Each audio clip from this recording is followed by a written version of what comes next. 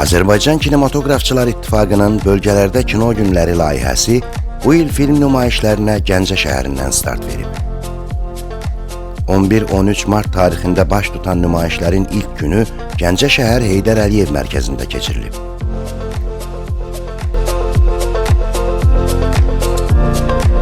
...11 Mart gününün ilk seansında tamaşaçılar rejissor Zaur Qasımlının Tağıyev Neft tammetrajlı bədii filminə baxıblar. Filmdən əvvəl Gəncə Daşkəsən Regional Mədəniyyət İdarəsinin nümayəndəsi Tacir Qurbanov kino günlərinin bölgələr üçün əhəmiyyətindən danışıb.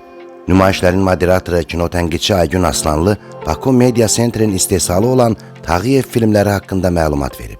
Bugün burada Azərbaycan Kinematografçılar İttifaqının Bölgələrdə Kino layihəsi çərçivəsində Gəncədəyik. Bu layihə bizdə artıq 3 ildir keçirilir. Gökməni gözləyir. Hə, çıxır. Ağamsa sən burada sahibin əvəzinə qal, biz notariusu gedik. Mən buradayım. Xeyirdir.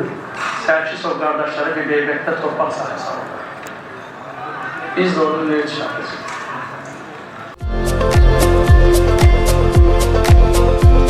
Gəncədə kino günlərinin 11 Mart günündə ikinci seansında tamaşaçılar 2 qısa metrajlı filmə baxıblar.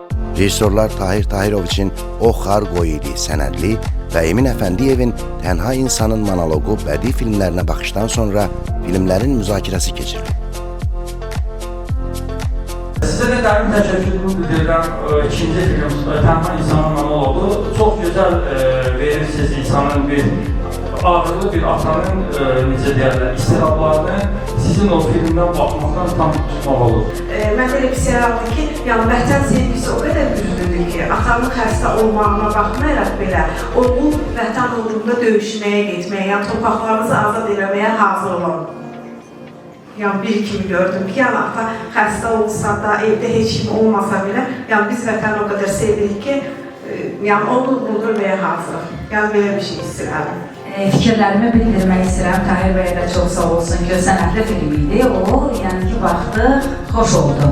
Əslində, bu kimi filmlərin davam etdirilməsi çox yaxşı bir haldır və biz artıq müharibənin dediyi kimi tamaşaçılarımızı qaytarmaq üçün birinci növbədə bu ənənələri davam etdirməliyik.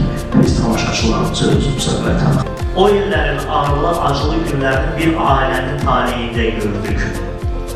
Ata müharibə iştirakçısı oldu, müharibədən sonra əlildir, ana vəfat etdi, oğul avtomobil qəzasında öldü və sonda bilirsiniz nə qədər acıdır bir evladın bütün ailə üzvlərini dəfn edərək, sonda da tənha və tək dəfn edərək döyüşə yollanması xəbəri.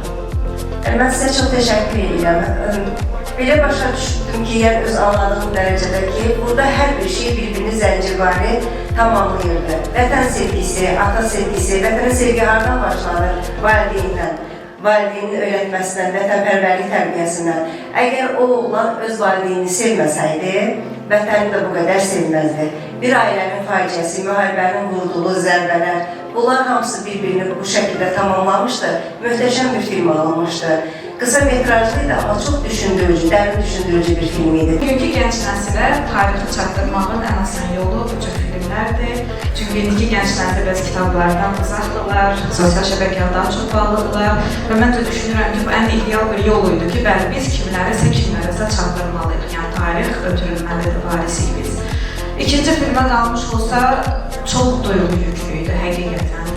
Yəni, orada istər oğulun, istər atanın obrazı və istər vətən, valideyn, məsuliyyət, belə deyib, iki yol arasında qalmaq həm ata üçün ağır idi, həm oğul üçün ağır idi. Mən çox təşəkkür edirəm həqiqətən də. Ümumiyyətlə, mən sizə bir öz sənətmən, özüm də rejissorum, ancaq filmlərə uşaq baxımına 74-cü illərdən fazla filmlərə çəkilmişəm.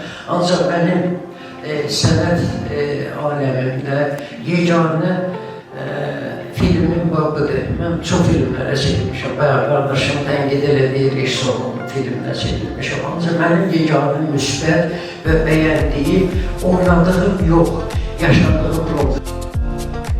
Qeyd edək ki, kino günlərinin məqsədi son illərdə çəkilmiş Azərbaycan filmlərini bölgə tamaşaçılarına çatdırmaq və təbliğ etməkdir.